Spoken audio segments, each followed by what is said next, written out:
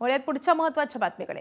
लाडकी बहीण योजनेवरून मुंबई उच्च न्यायालयानं राज्य सरकारला फटकारलंय।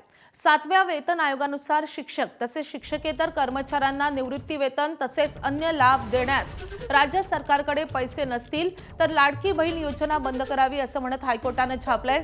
मुंबई महापालिकेच्या शिक्षण विभागातून निवृत्त झालेल्या महिलेनं तिला 7व्या वेतन आयोगानुसार निवृत्ती वेतनासह अन्य लाभ न दिल्यानं मुंबई उच्च न्यायालयात धाव घेतलेली होती।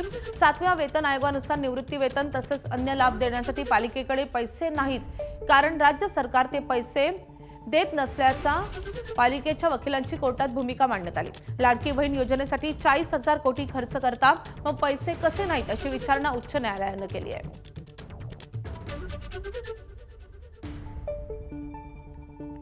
तर पैसे नसतील तर लाडकी बहीण योजना बंद करा असं हायकोर्टाने म्हटलेलं आहे। 7व्या वेतन आयोगानुसार निवृत्ती वेतन देण्यासाठी पैसे नाहीत, राज्य सरकार पैसे देत नसल्याची पालिकेच्या वकिलांनी कोर्टात भूमिका मांडलेली होती आणि त्यावरून कोर्टाने हे ताशेरे मारले आहेत।